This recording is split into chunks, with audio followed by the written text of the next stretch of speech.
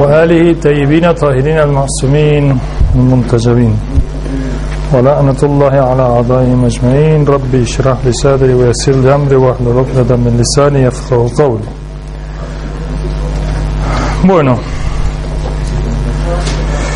vamos a ver rápidamente un último versículo y empezamos con la vida del Imam Ali alayhi salam.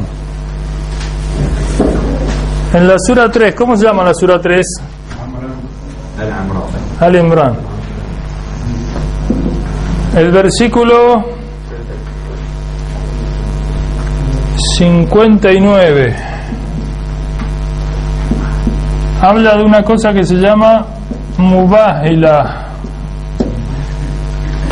que es en español ordalía, y les voy a contar. Cuando el profeta invitó a los cristianos de Arabia, el sur de Arabia, de Nejrán, invitó al Islam a los cristianos. Los cristianos, en principio, ellos fueron a Medina porque había llegado el mensaje del surgimiento del profeta. Los cristianos, muchos esperaban al profeta. Hubo varios cristianos que estaban en Arabia esperando, de acuerdo a la sabiduría de sus libros, algo parecido a lo que hoy ocurre. Por ejemplo, nosotros en el chiismo tenemos muchas características de la venida de el Salvador, el Restaurador, el Imam Mahdi, muchas señales de su venida, ¿sí? Y cuando aparezca el Imam, muchos lo van a reconocer por las señales, por los conocimientos transmitidos de las señales de él, de cómo es él, cómo será su movimiento, etcétera. Muchos lo van a muchos que no conocen de esas señales, porque en el mundo la mayoría no sabe ni el nombre del Imam Mahdi, lo van a reconocer por sus milagros, por su capacidad, por su moral, etcétera, etcétera. De la misma manera que hoy, dentro de hoy ya es a nivel mundial que va a aparecer un restaurador. En ese entonces no era a nivel mundial, sino en Arabia, que se esperaba un profeta. Había gente entre los cristianos que ya sabía. Bujaira, por ejemplo, que le dice en el viaje a Siria, cuando lo ve al profeta, le dice cuídenlo de los judíos, etcétera. Y reconoce en él las señales de la profecía y le pide que ver una señal en el hombro. Además, tenía otros conocimientos, por lo cual lo reconoció como profeta. El tío de Jadilla, que también sabía de la venida del profeta, y otros cristianos. Pero otros no se convencían, como los de Nejrán. Eligieron una delegación de 70 hombres, entre los cuales estaban los más sabios, los hombres más importantes de su ciudad, y fueron a Medina a ver al profeta y entraron a la mezquita. Pero estos cristianos venían, digamos, los sabios de ellos venían con ropas pomposas, lujosas, oro, etcétera. Entonces el profeta no los quiso recibir por esta pompa que tenían y por esta pretensión que tenían, hasta que en un encuentro con el Imam Ali les dice que les sugiere que se quiten esas ropas, que vayan con humildad a ver al profeta. Ellos se cambian las ropas, van a la mezquita, entran a la mezquita, y el profeta estaba hablando en el mimbar, en el púlpito. Lo saludan, el profeta lo saluda, y ellos es como si se ponen a rezar en ese momento. No sé si tenían como una hora de rezo. Se ponen a rezar mirando para Jerusalén. Y muchos compañeros, o algunos compañeros al menos, se pusieron muy nerviosos, vieron eso, que en la mezquita se pongan a rezar. Lo vieron como una falta de respeto y como una manera de... Pero el profeta dijo, dejen. Cuando terminaron de rezar, hablaron con el profeta. Y el profeta los saludaron, y les dijo, y ellos dijeron que el profeta les dijo, les invito a creer en Dios. Y ellos dijeron, nosotros ya creemos en Dios.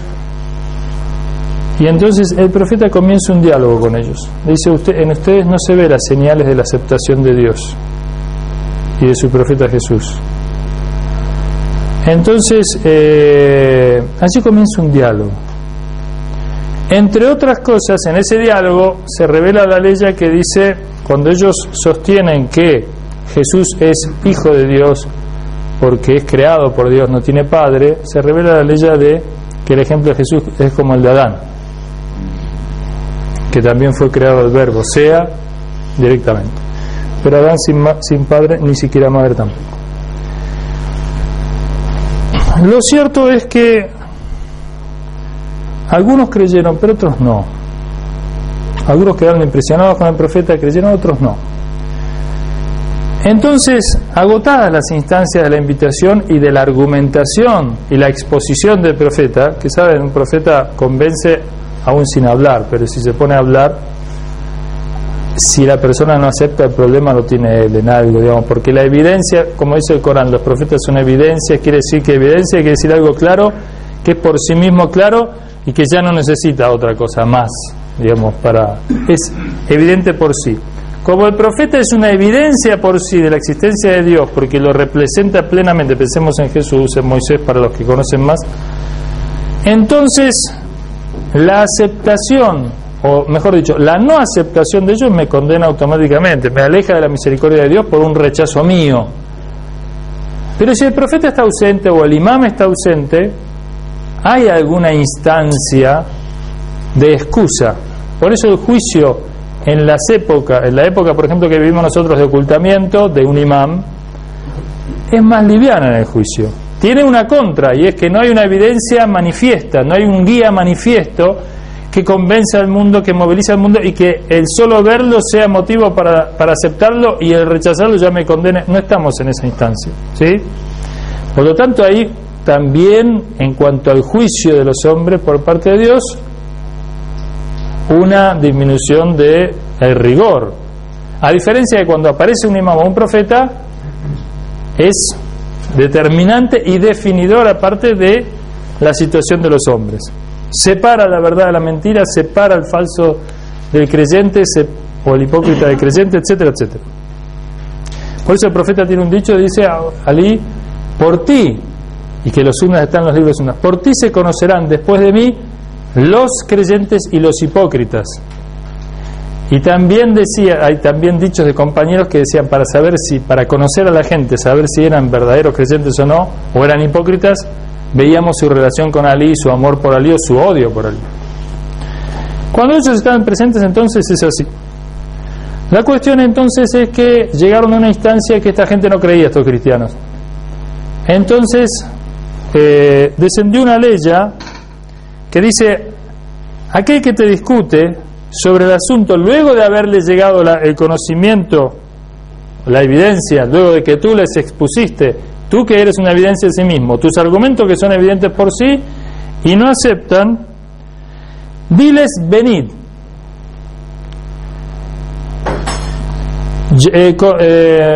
llamemos a nuestros hijos y a vuestros hijos, a nuestras mujeres y a vuestras mujeres, y a nuestras mujeres y a vuestras mujeres, a nosotros mismos y a vosotros mismos. Luego imploremos el castigo y la maldición de Dios para los mentirosos. Una ordalía. Ordalía quiere decir, es una condena mutua para el mentiroso, ¿sí?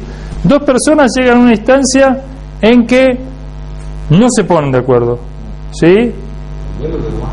Sí, una especie de duelo.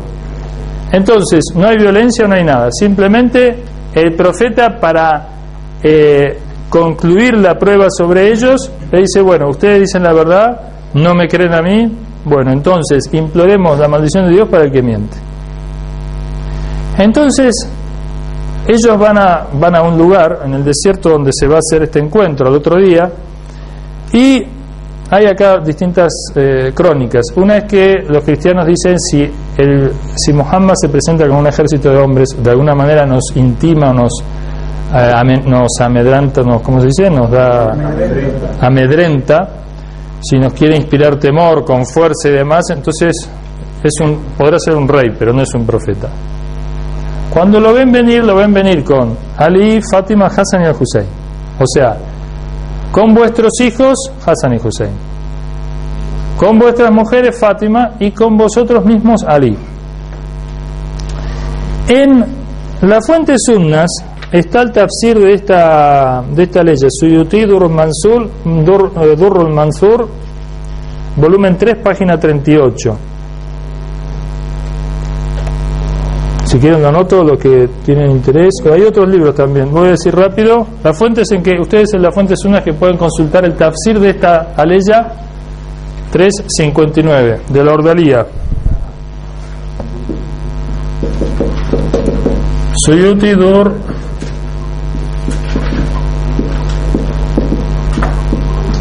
Durrul Mansur, tomo 3, página 38.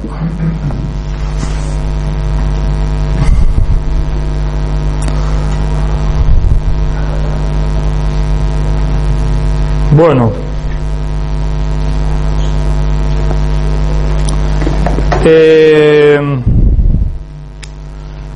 acá hay algunos puntos para aclarar. En primer lugar, dice vuestros hijos. ¿Por qué se habla de vuestros hijos? El profeta lleva a Hassan y Hussein, que son nietos, no son hijos. En este sentido, siempre se conoció, ¿vieron que siempre dicen ya Ibn Rasulullah, o hijo del mensajero de Dios? Cuando saludan a Fátima Masuma, dicen no, Binta Rasulullah, hija del mensajero de Dios. ¿Por qué se dice hijo del mensajero si en realidad no son hijos, son nietos o bisnietos o tartaranietos, lo que fue? Este fue un diálogo entre el Ma'mun y el Imam Reda, me parece, que el Ma'mun le planteó el mismo tema, digamos, ¿por qué se dicen hijos cuando no lo son? Entonces ellos le citaron, el Imam le cita unas leyes del Corán, una ley del Corán que habla de Jesús como hijo de David.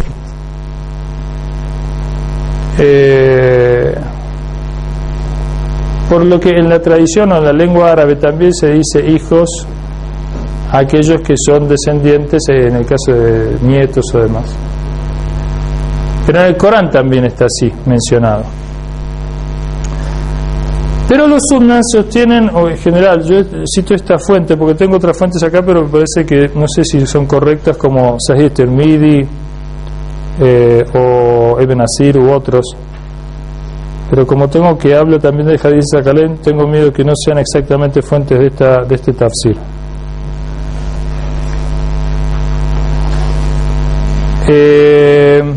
Basta por ahora con este exégeta importante de la Sunna Suyuti, que es un exégeta del Corán.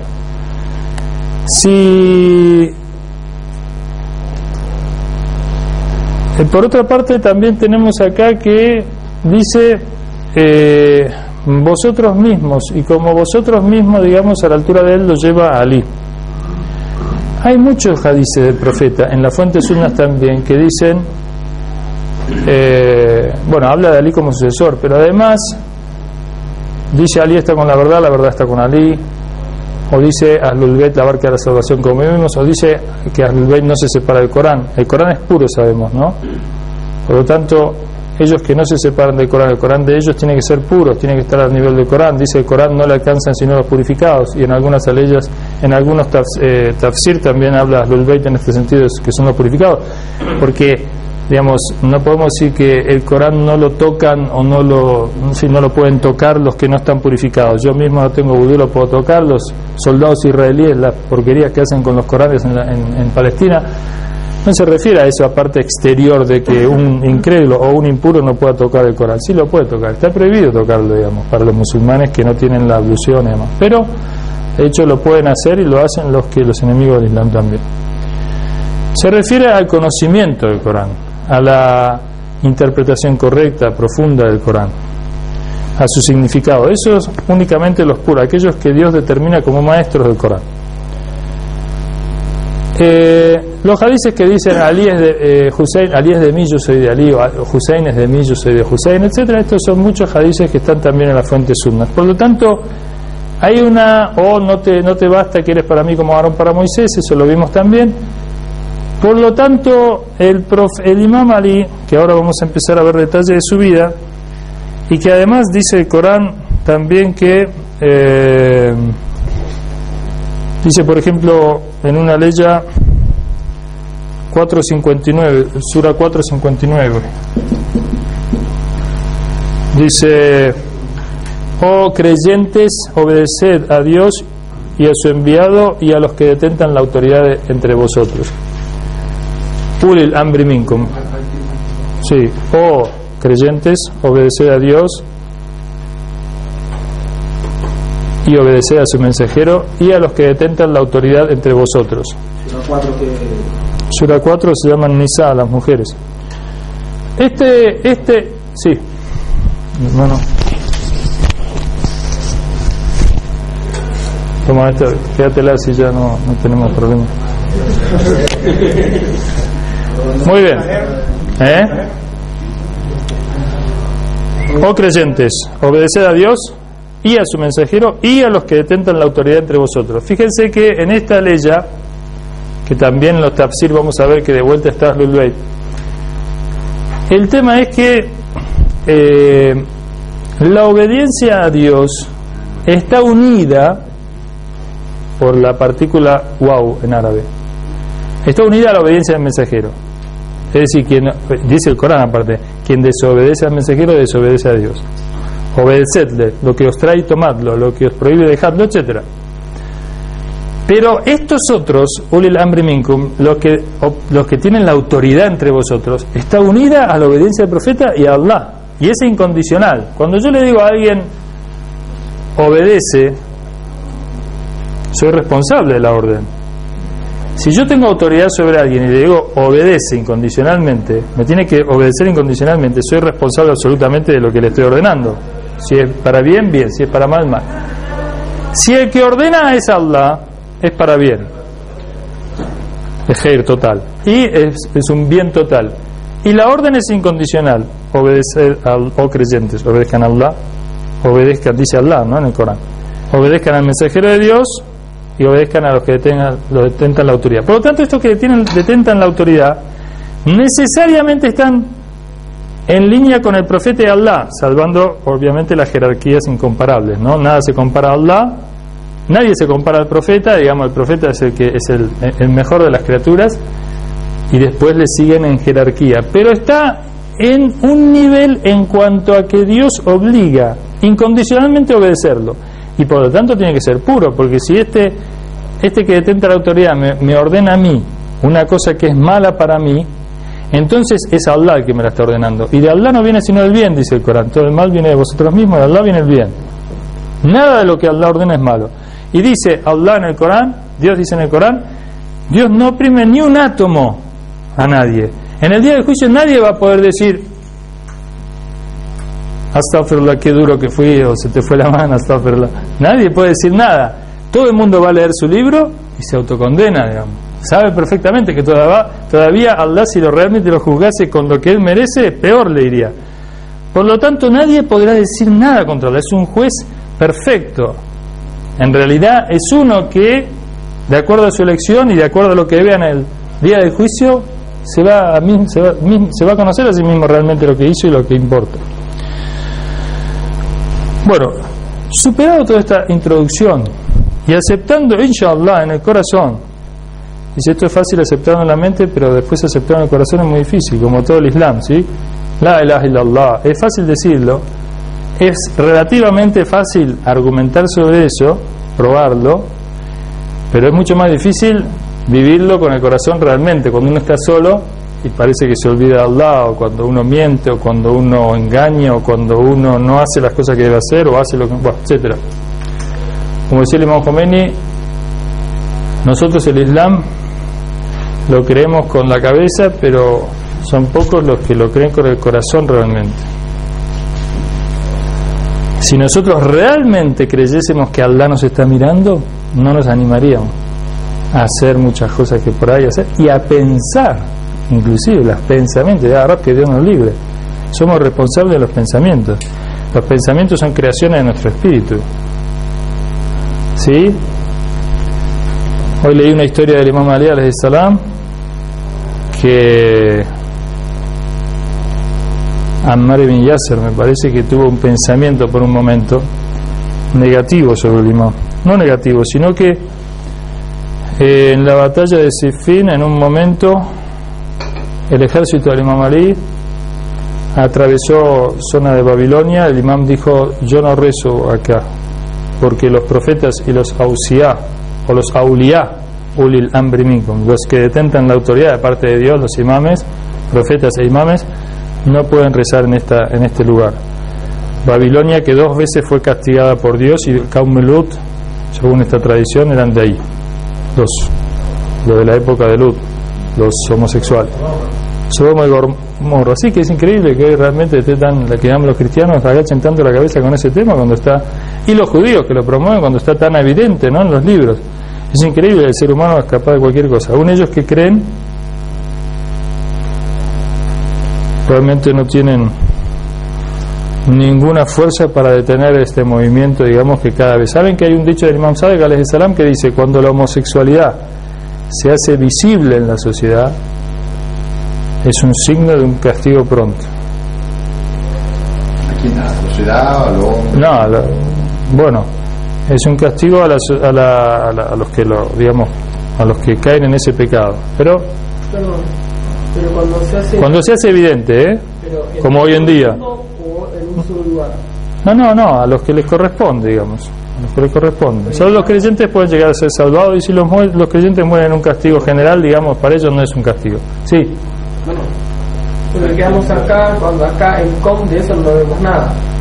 Pero uno. Por eso, puede que exista puerta adentro en algún lugar. Puede, Allahu A'lam. Acá nosotros decimos que hay una diferencia. Acá en Irán, nosotros para encontrar la corrupción hay que buscarla mucho. El que busca encuentra. Pero en nuestros países, para encontrar una mezquita, digamos una mezquita por lo menos. Bueno, hay que buscar. Está al revés, digamos, la corrupción está manifiesta y las cosas buenas, valiosas realmente de Dios hay que encontrarlas. Acá es al revés. Bueno, entonces, aceptado esto, vamos a empezar a ver algo del Imam Ali alayhi salam. Hay en este libro de los imames de la Buena Guía, dice, habla así del imam antes de como introducción, ¿no? Dice, en primer lugar, el conocimiento de los imames o los que tienen la autoridad. Fíjense, ellos conocían completamente la revelación, las tradiciones del profeta y todas las interpretaciones, más que cualquier otro. Ustedes saben que los califas, Abu Bakr, Omar, había leyes que no conocían directamente. Sobre a Omar, el califa, le preguntaron, a Ammar ibn Yasser le preguntó, Ammar ibn Yasser, me parece que fue en la época de Omar, le preguntaron a Omar sobre el salat, si no había agua, ¿qué hacía? Y Omar ibn al-Khattab le dijo que no rece. Entonces le dijo a Ammar, pero ¿cómo? El Corán dice Fatayam, que hagan el tayamón, la ablución seca con tierra. Entonces Omar lo amenazó con castigarlo si no traía un testigo, que bueno. Dice como que nunca vi esta ley yo, cuando le trajeron, bien demostraron. Y también sobre la herencia, eso que llama el calá, la herencia de los hermanos o algo así, una parte que de la herencia que tampoco dice, como si nunca hubiese visto esta ley. No era de extrañar porque Abu Bakr y Omar eran comerciantes y no estaban todo el día con el profeta. Saben que Ali alayhi salam tenía con el profeta, además de las reuniones públicas, las reuniones privadas todos los días, que no accedía a nadie, ¿sí? Y además Ali alayhi salam, como vamos a ver, desde su nacimiento y desde su niñez, digamos, está con el profeta, mientras que Abu Bakr a los 40 años realmente a los 40 años se islamiza. 40 años en una sociedad idólatra como esa, con todas las licencias y con todas las cuestiones. ¿Cómo se va a comparar con alguien que se educó con el profeta? Ahora vamos a ver inshallah eso. Entonces, primero está, además poseían otras ciencias como la gramática, la química. Hay otra anécdota de conocimiento que los judíos, un grupo de judíos va a preguntarle al califa. Le preguntan por había muerto el profeta, van a ver al profeta ellos. Le dicen que murió el profeta. Dicen, ¿quién es su sucesor? Dicen, Abu Bakr. Van a verlo a Abu Bakr. Y para verlo, digamos, para probarlo, porque quieren ver si se islamizan o no, por las informaciones que ellos tenían, le dicen, ¿dónde está Dios? Ain Allah, ¿dónde está Dios? Y Abu Bakr le dice en los cielos. Entonces ellos le dicen, ¿y en la tierra no está? Y Abu Bakr le dice: eso son palabras de los incrédulos, les prohíbo que hablen así. Y los amenaza, ellos se sienten medio turbados y amenazados, y no continúan demasiado el diálogo. Entonces se retiran, y yo no tengo la fuente de esta tradición que estoy contando, y Ali, puede ser que sea Shia puramente, pero igual, Ali los busca y los llama y les empieza a explicar sobre Allah, que Allah es el creador del espacio, que no hay un dónde, Él es creador del dónde, Allah no tiene dónde, que es absoluto, que es uno, que es único, etcétera. Bueno, empieza a explicar y a hablar un rato largo sobre el Tauhid, hasta que los judíos reconocen a él como el verdadero sucesor. Es decir, que en materia de conocimiento, en Nahjul Balagha, en los escritos del Imam Ali, en las cartas del Imam Ali, uno puede rastrear, hasta Allama Tabatabai habla de la filosofía del Imam Ali y las nociones filosóficas que realmente fueron extraordinarias. Ali también escribió la gramática, la primera gramática la escribió él, y en todas las ciencias, porque es una ciencia, entendamos, la ciencia de los profetas, la ciencia de los imams, no es una ciencia de erudita, no es una ciencia de biblioteca, de información, de estudio, de años de dedicación, es una ciencia divina, de manera que cualquier tema para ellos es como si lo supieran más allá de todos los especialistas, digamos, que pueden conocer, ¿no es cierto? El ejemplo, ustedes tienen de ejemplo de Jesús, que a los doctores de la época lo supera al curar a un enfermo de nacimiento o a resucitar a un muerto. Esos son los límites que tiene la ciencia en su época. Entonces ellos en todos los rubros, en la guerra, en el comercio, en la justicia, en los juicios, en la adoración, ¿quién adoraba como ellos? En la ayuda a los demás, en el sacrificio, en la austeridad, en la piedad, en todos los campos de los atributos humanos que se les pueda ocurrir, son un modelo y demuestran una fuerza, un poder y un conocimiento perfecto desde el punto de vista humano, pero además apoyado en el poder que otorga Dios. Assalamu alaikum. Además poseían otras ciencias como la gramática, la química, la filosofía, etcétera, así como el conocimiento de otras religiones. Nunca se les planteó un interrogante sin que lo respondieran satisfactoriamente, sin importar su complejidad, cosa que no ocurre con los hombres normales, y menos en esa sociedad donde había 11 personas que sabían escribir nomás, al margen de las civilizaciones. Los árabes no se destacaban por el conocimiento ni por la ciencia, tenían unas creencias en la época de la Jahiliya tremendas. O sea, enterraban a la gente con sus camellos, con sus pertenencias. Si venía un búho a la casa, leyeron eso, está en la Luz de la Eternidad, en el libro de Ayatollah Subhani, las creencias, las supersticiones que tenían. Ataban los hilos, digamos, en un árbol cuando viajaban, si estaba desatado a la vuelta, entonces era que la mujer lo había engañado. Tenían unas cosas tremendas, pues se llevaban sus piedras como sus dioses, los que ponían ahí, digamos, como quien lleva en la valija su dios, nada menos, digamos, que no vaya. Tenía su dios portátil y su dios fijo. Jubal, si venía el búho era el alma del muerto que venía a ver qué estaban diciendo, ver cómo se portaban. Qué sé yo, tenían un montón de cosas que, bueno, como normal los hombres, nosotros nos reímos, pero si no tuviéramos el Islam seríamos tan ignorantes como él.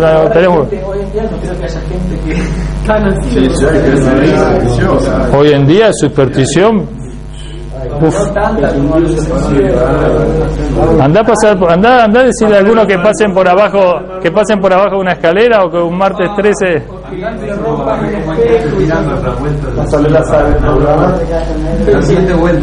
en el fútbol, eso se ve mucho. ¿Vieron cuando las cábalas del fútbol ponen la puntita a correr? Porque se puso un saco y ganó, entonces no se saca más ese saco, digamos, hasta que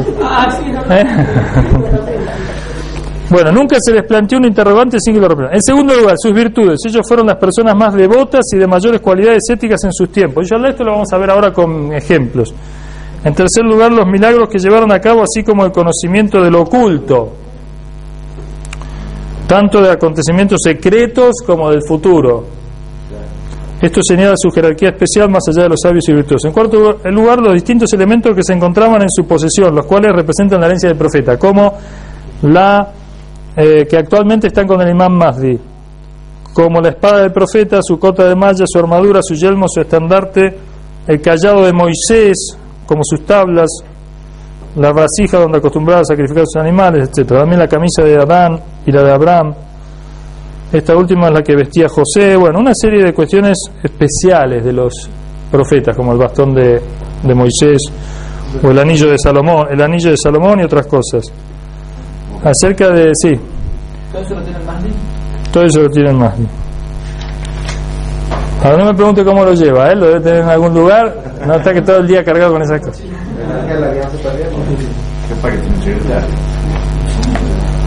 Muy bien. Bueno, un salawat.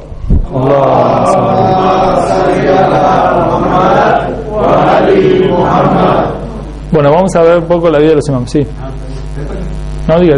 No, bueno, puede ser que Imam Mahdi alayhi salam esté con Heder, o a veces dicen algunas tradiciones, yo vi que Heder está al servicio de él, sí. Heder está vivo, por empezar. ¿sí? Y obviamente lo obedece al imam. El imam es superior a Heder. Bueno, como Jesús lo obedece al imam más de sí. Ahora tenemos entendido que la alianza también está con el Mahdi. ¿quién? Debe ser, pero yo acá no lo dice, pero Allah, si vos lo leíste en algún lado, ¿por qué no te vamos a creer? ¿Por qué no te vamos a creer, hermano?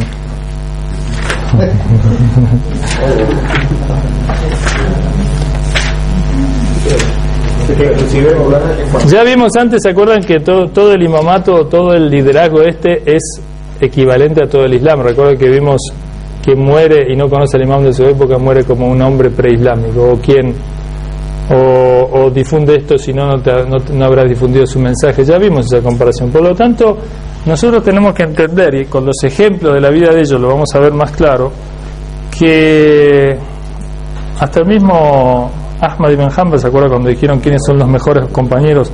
Abu Bakr, Omar y Usman y Ali, no, Ali es de Ahlul Bayt, es otra cosa. Realmente el nivel de ellos. Hoy leí una noticia, me gustaría que algunos hermanos, si pueden, la confirmen, yo la voy a confirmar, que Abu Hanifa, el imam Abu Hanifa, fue encarcelado al final de su vida, murió, lo mataron, y él sostenía que los abásidas habían robado el derecho de Ahlul Bayt al califato. Hoy llamó y no شنیدید که ابو حنیفه زندانی شد و ایشون میگفت که خلافت حق اهل البیت است، به عباسیون میگفت در کنار. نشنیدید؟ خب. Bueno, con respecto a Ali alayhi salam, vamos a empezar por él. Allahumma salli ala Muhammad wa ala Muhammad. En una reunión donde se habla de los profetas o de los imames, los ángeles perdonan todos los pecados de los presentes, hasta que se retiran piden el perdón por ellos. Así que inshallah, hermanos, vamos a hacer una purificación pública en esta clase. El imam fue el primero en aceptar el Islam. Está bien, los hermanos sunnas dicen que, bueno, pero no es válido porque tenía 10 años. Es verdad que fue el primero, nadie lo niega, pero como tenía 10 años, o dicen que no. Bueno, 8 o 10, hay distintas versiones. No, el tema del intelecto realmente se desarrolla, se completa y se perfecciona a los 40 años. Pero el tema es que los profetas o los imames no tienen un cálculo de edad como nosotros, ¿no? Jesús habla en la cuna y según hasta los evangelios, digamos, dice que de niño dejaba, digamos, boquiabierto a todos los maestros, a todos los rabinos, digamos, que no podían seguirlo en el conocimiento, era un niño. Lo mismo vamos a ver el caso de los imames, es lo mismo, ¿no? Nacen hablando, nacen con el cordón umbilical cortado, nacen puros, se prosternan y glorifican a Allah, glorifican en el vientre, y hay dichos de Fátima como escuchaba al Hassan al-Hussein glorificando a Allah, etcétera. Ellos tienen estas cuestiones. Repito que siempre que haya un dejo de duda o susceptibilidad o incredulidad, pueden ustedes dirigirse a aquellas creencias que por ahí ya están más aceptadas, como los que se convirtieron al Islam, como el caso de Jesús o de Moisés, ¿sí? O el caso de Salomón, o el caso de los profetas en general. De modo que nosotros sabemos que los profetas, yo le dije el ejemplo de Avicena, lo vimos, ¿no es cierto?, con su discípulo que le dijo, Avicena era un sabio iraní, un sabio muy, muy grande, digamos, uno de los grandes sabios del Islam, filósofo, astrónomo, matemático, exégeta del Corán, etcétera, etcétera. Un discípulo de él le dijo que, así por el siglo XII, un discípulo de él le dijo que por qué no se proclamaba profeta, tanto conocimiento que tenía. Entonces le cayó muy mal a Avicena que le diga semejante cuestión. No le contestó, pero dicen que después, en una noche de invierno fría, lo despertó pidiéndole un vaso de agua a la noche. ¿Escucharon, no? Entonces el discípulo estaba dormido, no tenía ganas de levantarse, no se lo trajo, siguió durmiendo. Al rato, a la hora, hicieron el adán, el llamado a la oración, y se levantaron para rezar, ellos y mucha gente, digamos, que iba a la mezquita a rezar, como acá, que muchos van a dejar a rezar a las 5:30 de la mañana. Entonces ahí Avicena vio la oportunidad de decirle: ¿viste la diferencia entre un profeta y un filósofo? Hace 600 años el profeta dijo: Ashhadu an la ilaha illallah wa ashhadu anna Muhammad, y dijo el adán, como el llamado, enseñó el adán como llamado de oración. Después de 600 años, tú, yo y todos nos levantamos a la mañana para obedecerlo. Y vos, que sos mi discípulo directo, te pedí un vaso de agua. Te pedí un vaso de agua a la mañana, vos, y no me obedeciste vos, imagínate lo demás. ¿Sí? No se puede comparar entre la luz de una vela, por más fuerte que ésta sea, una lámpara, y el sol. Ellos son los representantes del Creador. Cuando nosotros vemos la creación, vemos el poder y la sabiduría infinita de Dios. Por lo tanto, sus representantes están al nivel del representado. Por lo tanto, tenemos que aceptar, por más que vivimos en una época de ocultamiento, por lo tanto, para estas cosas para nosotros son hasta difíciles de entender, a no ser que algunos de ustedes, inshallah, hayan tenido algunas experiencias místicas. Sí, ¿por qué no? Sueños, vigilia, etcétera. En general, todo ser humano algo tuvo en su vida. Revisen, repasen. Y entonces, eso les puede abrir el corazón un poco más y entender que la gente que es muy pura, ya ni siquiera hablar de los imames, sino la gente que está muy purificada de nacimiento, o ya sus padres o sus abuelos eran hombres muy puros, tienen una cantidad de bendiciones y de confirmaciones o de evidencias que les afirman en el corazón y los elevan en su fe y en su conocimiento. Bueno, Ali alayhi salam, el profeta lo nombró Amir al-Mu'minin, guía de los creyentes, ¿sí? Es un título después usurpado por muchos califas y por muchos hasta el día de hoy. El rey Hassan de Marruecos se llama Amir al-Mu'minin, se le pone. Tremendo personaje, ¿no? Y otros.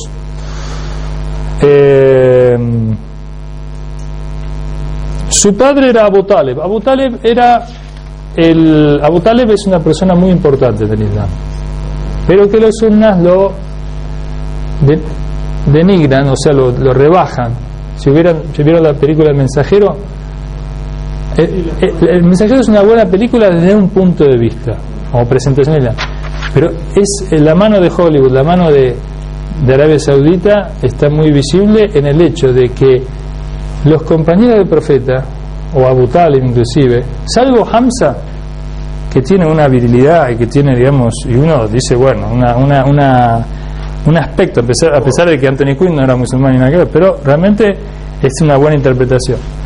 Pero después los compañeros del profeta, Ammar ibn Yasir, son como medio, no sé, medio flojones, ¿no? Medio como afeminados, una cosa así. Bilal también, nada que ver con los creyentes, digamos, que fueran. Una versión así donde además se pone el énfasis, por ejemplo, Abu Sufyan, todo un actor muy pintón, la Hind, Irene Papa, digamos, tendría que ser una mujer horrible, dame que asuste. No, pone una mujer muy linda. Y esto tiene su, digamos, tiene su efecto, y además que es bastante alejado de... Bueno, allí Abu Talib aparece como un viejo bueno, ese abuelo bueno, ¿no? Que como una especie de Papá Noel, bonachón. Pero en realidad Abu Talib es un defensor del profeta que está dispuesto a luchar contra todo Quraysh si es necesario en un momento. En un momento que el profeta, cuando amenazan al profeta con matarlo, voy a terminar con esto, inshallah mañana seguimos, porque ya terminó la hora. Cuando en un momento amenazan, acá hay un tema, y es que los omeyas atacaron mucho a Ali, como hemos visto. Atacaron todo lo que tuviera que ver con Ali. y todo el entorno de Ali. Y un lugar donde hicieron mucho mella fue en Abu Talib, porque denigrando, sobre todo en la tradición entre los árabes, el linaje es muy importante, y en la tradición de Allah también el linaje es muy importante. Cuando alguien es descendiente de profeta, es un orgullo ser descendiente de profeta. No es un determinante, no es una cuestión de que, porque descendiente de profeta está salvo. Puede ser un enemigo, tiene una gran responsabilidad, etcétera. Pero, en principio, el linaje es una cosa válida. Él es hijo es de tal familia, de tal tradición. Después se verá cómo es él y qué hace. Pero en principio es un condicionante importante. Por lo tanto, atacando a Abu Talib, realmente el efecto lo sufre directamente Ali. Y lo muestran como un incrédulo que murió, digamos, adorando a los ídolos. Por más que estuvo bien con el profeta, pero, lástima, va al infierno. Puede ser que no se queme mucho, pero no. Sí. Abu Talib era hermano de Abdullah, era hijo de Abdul Muttalib. Hay que empezar por Abdul Muttalib. Abdul Muttalib es un hombre, no era un profeta, pero era un hombre realmente al nivel, digamos, de uno de estos grandes hombres de Dios que recibe la revelación, ahora no una revelación coránica, pero una inspiración divina para encontrar la fuente de Zamzam, y además enfrenta a él a Abraha, y es un hombre respetadísimo. Abu Talib no era un hombre, un bonachón, no, era un hombre muy valiente, muy creyente. Además tiene poesía donde acepta al profeta, pero además la aceptación de él llega al punto de que una vez cuando amenazaron con matar al profeta y el profeta se ausentó y no llegaba, se retrasó, Abu Talib pensó que lo habían matado. Entonces ordenó a los hashimitas armarse con espadas e ir a la Kaaba, donde estaban sentados los jerarcas, digamos, de Quraysh, grandes Abu Jahl, grandes, terribles personajes. Y entonces ahí mismo decía, o entregan con vida al profeta, o si no lo entregan con vida, porque pensó que habían ejecutado su amenaza, y si no, ahí mismo le cortaba la cabeza a los jerarcas de Quraysh. Por supuesto no iba a permanecer mucho tiempo con vida después, era directamente, pero era una venganza. Cuando sale para allí con sus hombres, lo ven al profeta que viene, que se había retrasado con una mujer anciana, había estado con ella, le había ayudado. Entonces Abu Talib ahí mismo dijo, está bien, alhamdulillah, pero no importa, vamos a ver a los jerarcas de Quraysh. Fue a ver a los jerarcas de Quraysh y les dijo, ¿ven esto que tenemos acá?